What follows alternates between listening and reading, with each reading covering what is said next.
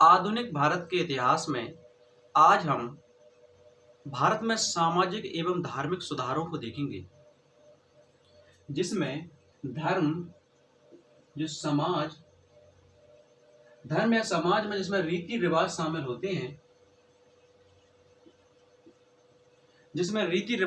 होते हैं, जिसमें तार्किकता, सत्यता और स्वीकार्यता शामिल है। इसमें तार्किकता, सत्यता और स्वीकार्यता शामिल है। हम देखें कि ज्ञान समय आधारित है, यानी कि परिवर्तनशील है, जो समय के अनुसार परिवर्तन होता रहता है, जिसमें ज्ञान परिवर्तनशील है।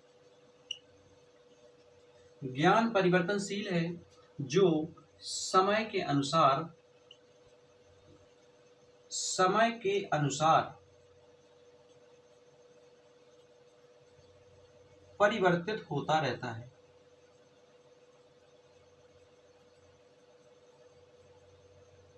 समय के अनुसार परिवर्तित होता रहता है। धर्म और समाज में सुधार की आवश्यकता जब महसूस हुई, तो हम जाने कि प्राचीन काल में भी भारत में धर्म एवं समाज में सुधार की आवश्यकता महसूस हुई। हम प्राचीन काल में देखें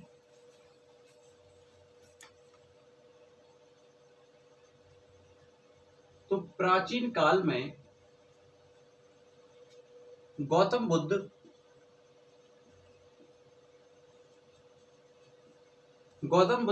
ने बौद्ध धर्म को अपनाया, यानी कि बौद्ध धर्म की स्थापना की, और महावीर स्वामी जैन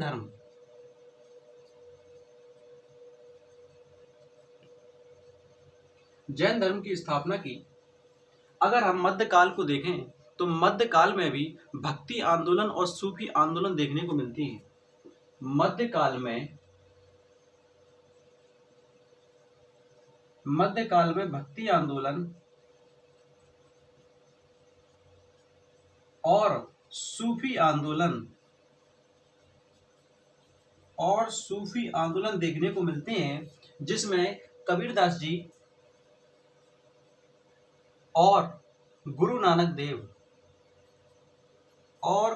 देव का नाम देखने को मिलता है। अगर हम आधुनिक काल को देखें,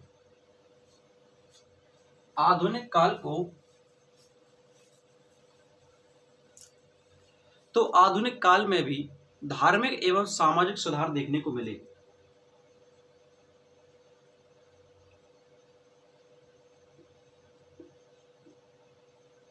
आधुनिक काल में भी धार्मिक और सामाजिक सुधार देखने को मिले।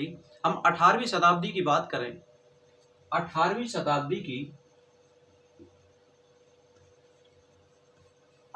शताब्दी की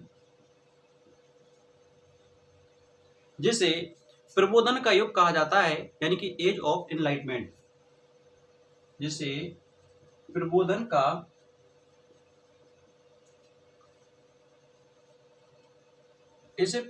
युग कहा गया। और 1701 ईस्वी से 1800 ईस्वी के मध्य में 1701 से 1800 ईस्वी के मध्य में यूरोप में पुनर्जागरण देखने को मिला। इसमें प्रबोधन में तर्क, ज्ञान एवं विज्ञान को पूरे विश्व में इसका विस्तार हुआ।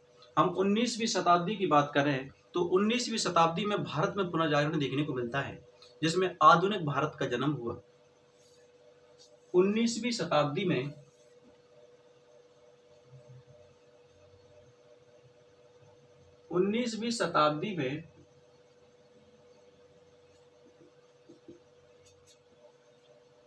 भारत में पुनर्जागरण 19वीं शताब्दी में भारत में पुनर्जागरण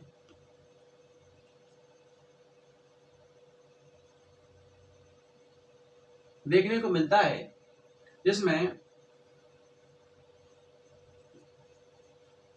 आधुनिक भारत का जन्म हुआ और इसमें हम देखें कि हिंदू धर्म में तो हिंदू धर्म में राजा राम मोहन राय और स्वामी विवेकानंद का नाम आता है।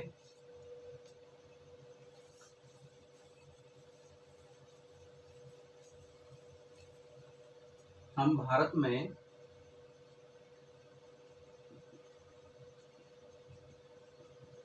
पुनर्जागरण को देखें तो इसमें हिंदू धर्म में स्वामी विवेकानंद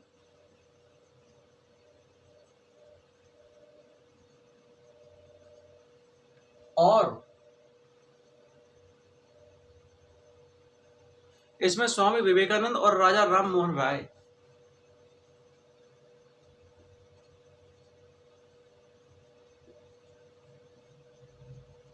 राजा राम मोहन राय का नाम सामने आता है, जिसमें राजा राम मोहन राय सती प्रथा, विधवा प्रथा, इन सभी का विरोध करते हैं, मूर्ति पूजा का भी विरोध करते हैं। अगर हम मुस्लिम में देखें, मुस्लिम धर्म में तो मुस्लिम धर्म में देवबंद आंदोलन और अलीगढ़ आंदोलन देखने को मिलते हैं। इस मुस्लिम धर्म में देवबंद आंदोलन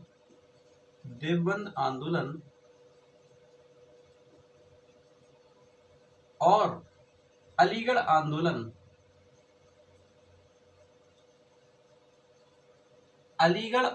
देखने को मिलते हैं। अब हम यदि सिख धर्म को देखें तो सिख धर्म में नामधारी आंदोलन और निरंकार आंदोलन, सिख धर्म में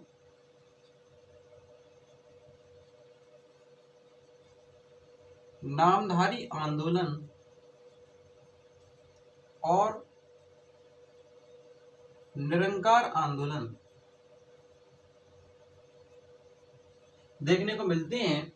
इसके बाद यदि हम पारसी धर्म को देखें तो इसमें दादा भाई नौरोजी का नाम आता है। पारसी धर्म में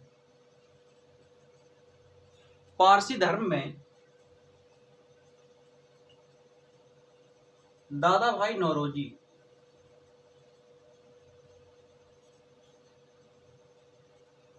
नौरोजी का नाम आता है।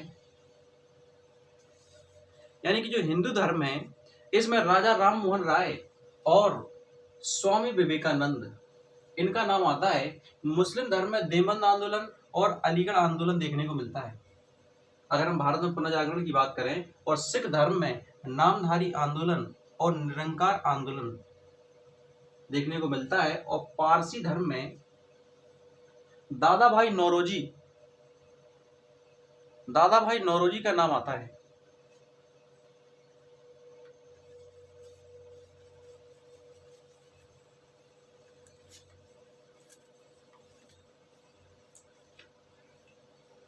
अब हम धार्मिक एवं सामाजिक सुधारों के कारणों को देखें तो भारत में अगर हम राजनीतिक कारणों को देखें,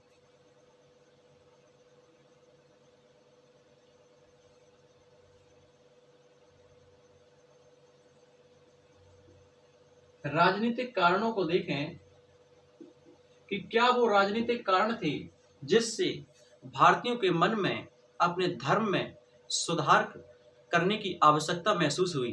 तो सर जिसमें हम देखेंगे कि जब मुगलों का पतन हुआ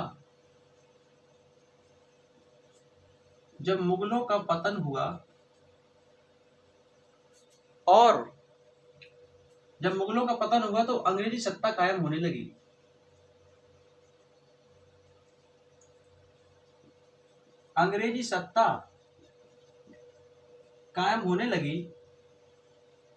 और जब अंग्रेजी सत्ता कायम होने लगी तो आर्थिक और धार्मिक शोषण की नीतियां बनने लगी।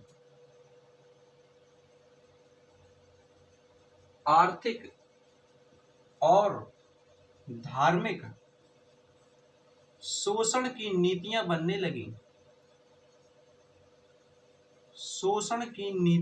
लगी। और हमने देखा कि 1813 के चार्टर एक्ट में ईसाई धर्म को समर्थन मिला, जिसमें वो भारत में अपने धर्म का प्रचार और प्रसार कर सकते थे, जिसमें उनकी मदद अंग्रेजी कंपनियां कर रही थी। इसमें ईसाई धर्म को समर्थन मिला। ईसाई धर्म को समर्थन मिला, और जब उनको ईसाई धर्म को समर्थन मिला तो ईसाई मिशनरियां अन्य धर्मों की बुराई करने लगी थीं, जिससे ज्यादा से ज्यादा लोग धर्म परिवर्तन करके ईसाई धर्म को अपना लें, जिससे भारतीयों के मन में अपने धर्म में सुधार के परिवर्तन को लेकर आवश्यकता महसूस हुई।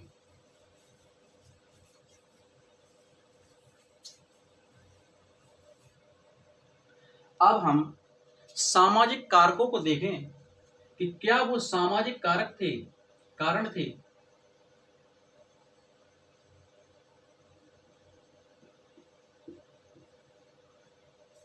सामाजिक कारकों को देखें जिसमें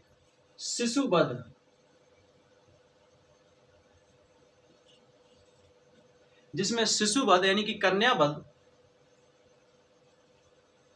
जैसी प्रथाएं शामिल थीं, और इसके साथ साथ बाल विवाह, स्त्रियों की दशा यानी कि बाल विवाह और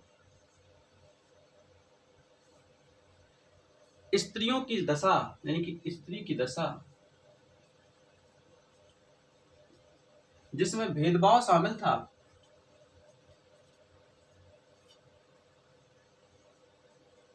इसके साथ साथ विधवा विवाह की स्थिति, सती प्रथा, पर्दा प्रथा,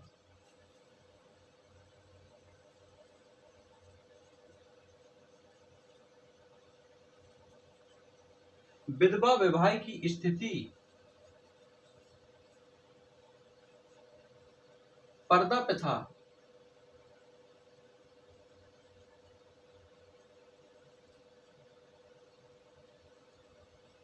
और सती प्रथा, नरबली, जिसमें नरबली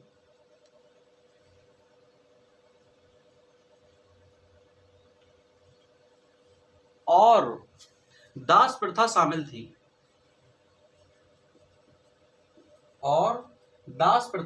थी। सामाजिक कारकों में शिशुवध, जिसे कन्यावध कहा जाता था, बाल विवाह जैसी प्रथाएं शामिल थीं, स्त्रियों की दशा दयनीय थी यानी कि भेदभाव शामिल था, और विधवा विवाह की स्थिति और पर्दा प्रथा को देखें, सती प्रथा, नरबली और दास प्रथाओं को देखें, तो भारत में ऐसी रीतियां या परंपराएं शामिल थीं, और समय के साथ साथ इसमें सुधार की आवश्यकता महसूस हुई। क्योंकि जब 1813 के चार्टर एक्ट में ईसाई मिशनरी भारत आई, तो इन्होंने भारतीयों के धर्म की बुराई करना प्रारंभ कर दिया और कहा कि आपके धर्म में विधवा विवाह, सती प्रथा और पर्दा प्रथा, नरबली, कन्या हत्या यानी कन्यावध या शिशुवध जैसी परंपराएं शामिल हैं, जिससे ज्यादा से ज्यादा लोग अपने धर्म को छोड़कर ईसाई धर्म को अपनाने लगे, जिससे भारतीयों के मन में अपने धर्म को सुधार करने की आवश्यकता महसूस हुई। और इसके साथ ही अगर हम धार्मिक कारणों को देखें कि क्या वो धार्मिक कारण थे जिससे भारतीयों के मन में अपने धर्म को परिवर्तन करने, अपने समाज को सुधारने की आवश्यकता महसूस हुई। अगर हम धार्मिक कारकों को देखें, हम धार्मिक कारकों में हम आडंबर को देखेंगे कि भारत में आडंबर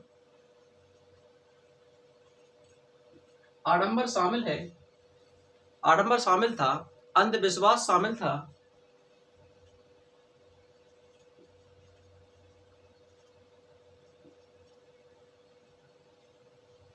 और कर्मकांड शामिल थे, जिसमें पुरोहितवाद और मौलवीवाद।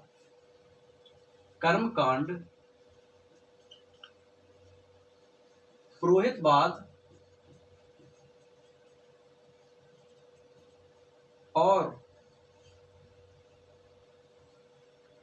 मौलवीवाद और मौलवीवाद, जिससे भारतीयों के मन में अपने धर्म के प्रति सुधार करने की आवश्यकता महसूस हुई। अगर हम आर्थिक कारकों को देखें तो अंग्रेजी शासन द्वारा आर्थिक शोषण किया जाने लगा, जिससे गरीबी और बेरोजगारी देखने को मिली, जिससे सामाजिक कुरीतियां को बल मिला, जिससे लोगों को सुधार करने की आवश्यकता महसूस हुई। अगर हम आर्थिक कारकों को देखें,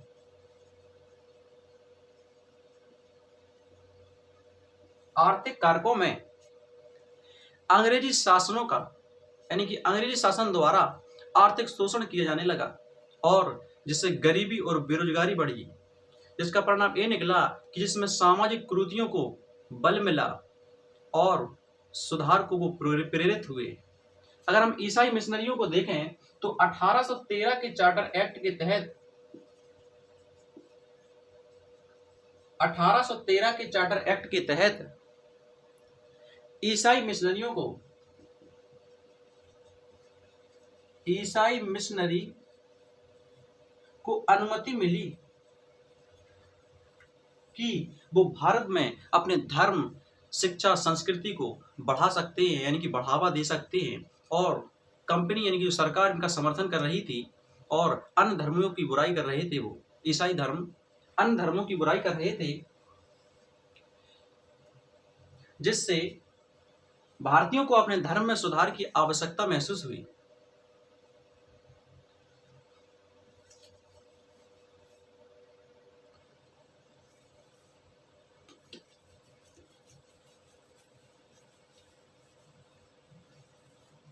अब हम अंग्रेजी शिक्षा एवं यूरोप से संबंध को देखेंगे।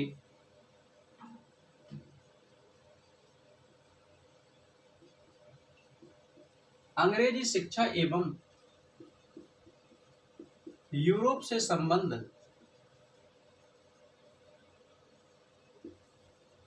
अंग्रेजी शिक्षा एवं यूरोप से संबंध में 1835 से भारत में अंग्रेजी शिक्षा लागू हो गई।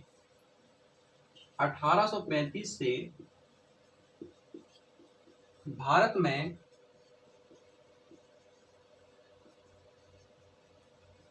अंग्रेजी शिक्षा जब लागू हो गई तो लोग शिक्षित हुए, यानी कि भारतीय शिक्षित हुए और जब भारतीय शिक्षित हुए, जिससे उनके अंग्रेजी विचारकों के विचार उन्होंने पढ़े, जिससे उन्होंने जाना कि लोकतंत्र क्या होता है और सामाजिक समानता क्या होती है, जिससे उन्होंने लोकतंत्र को जाना, उन्होंने सामाजिक समानता को जाना, उन्होंने जाना कि सामाजिक समानता क्या होती है और उन्होंने स्वतंत्रता को जाना, उन्होंने स्वतंत्रता को जाना, जिससे उनकी तार्किक सोच और वैज्ञानिक विचारों में परिवर्तन हुआ, जिससे उनकी तार्किक सोच और वैज्ञानिक विचारों में परिवर्तन हुआ, जिससे उनका यूरोपीय आगमन बढ़ा, जिससे यूरोप आगमन बढ़ा।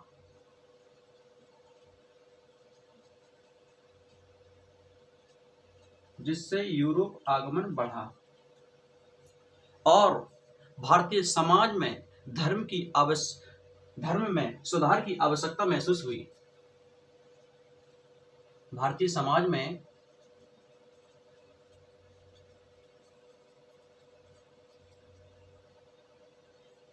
जिसमें धर्म में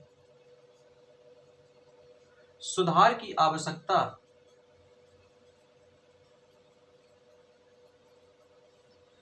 आवश्यकता महसूस हुई। अगर हम प्रिंटिंग प्रेस की आवश्यकता को देखें तो इससे प्रिंटिंग प्रेस से पूरे भारत में विचार फैले,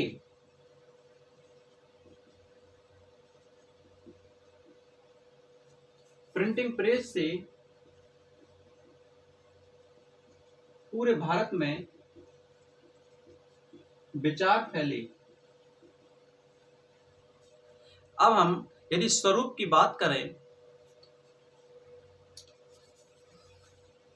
धार्मिक सुधार, भारत में सामाजिक एवं धार्मिक सुधार के स्वरूप की अगर हम बात करें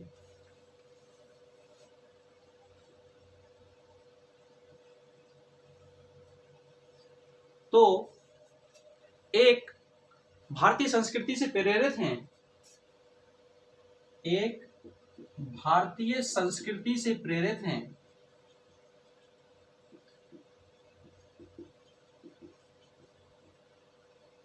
भारतीय संस्कृति से प्रेरित हैं यानी कि स्वदेशी हैं, और दूसरे पाश्चात्य प्रभावित हैं यानी पाश्चात्य संस्कृति से प्रभावित है। दूसरे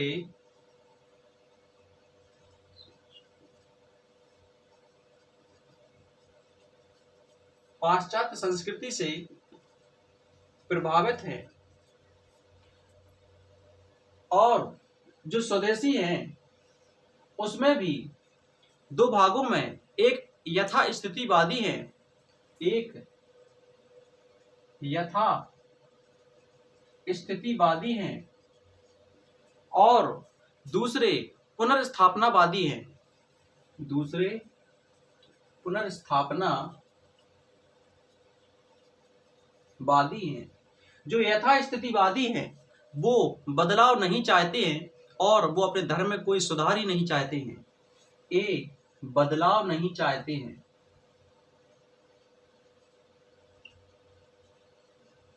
और कोई धर्म में सुधार की आवश्यकता महसूस नहीं करते हैं। जो यथास्थितिवादी है वो धर्म में सुधार नहीं चाहते हैं, वो कहते हैं कि हमारा धर्म सही है। और जो पुनर्स्थापनावादी हैं वो अपने पूर्व यानी कि जो प्राचीन है संस्कृति है उसको बढ़ाना चाहते हैं, ये अपनी प्राचीन संस्कृति को बढ़ाना चाहते हैं।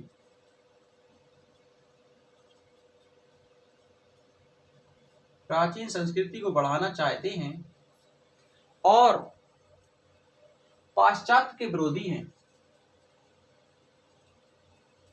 जो अंग्रेजी शिक्षा है उसके विरोधी है, पाश्चात्य के विरोधी है। और जैसे कि हम देखें कि आर्य समाज, पुनर्स्थापनावादी में हम आर्य समाज को देखें,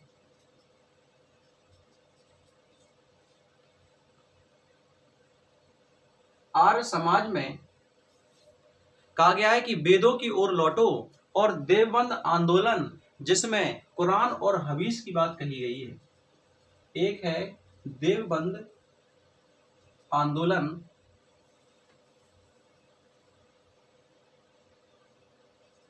पुनर्स्थापनावादी में एक आर्य समाज है और दूसरा है देवबंद आंदोलन,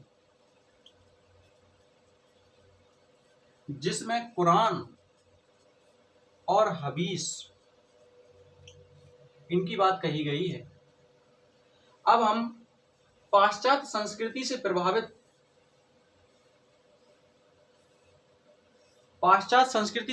देखें जो कि पाश्चात्य प्रभावित हैं, जो पाश्चात्य संस्कृति से प्रेरित, पाश्चात्य संस्कृति से प्रेरित, इसमें भी दो भागों में, एक प्रगतिशीलवादी है और दूसरे अतिवादी।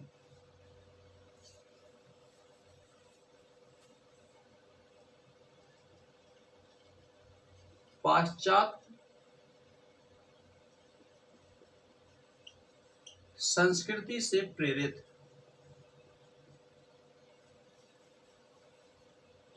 इसमें एक प्रगतिशील है, इसमें एक प्रगतिशील और दूसरे अतिवादी। दूसरे अतिवादी हैं। जो प्रगतिशील हैं उसमें भारतीय, प्राचीन भारतीय और आधुनिक पाश्चात्य, जिसमें प्राचीन भारतीय और आधुनिक पाश्चात्य दोनों को शामिल करना चाहते हैं। आधुनिक पाश्चात्य दोनों को शामिल करना चाहते हैं, जिसमें हम देखें कि ब्रह्म समाज, राजा राम मोहन राय, इसमें हम एग्जाम्पल के तौर पर ब्रह्म समाज में हम राजा राम मोहन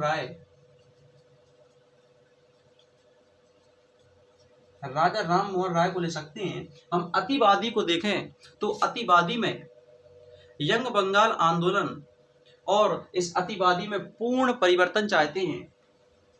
इस अतिवादी में पूर्ण परिवर्तन,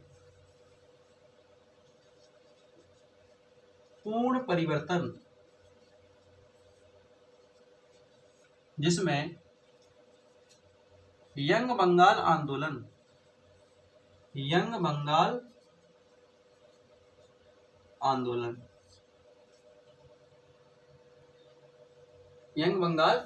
शामिल है। तो हमने भारत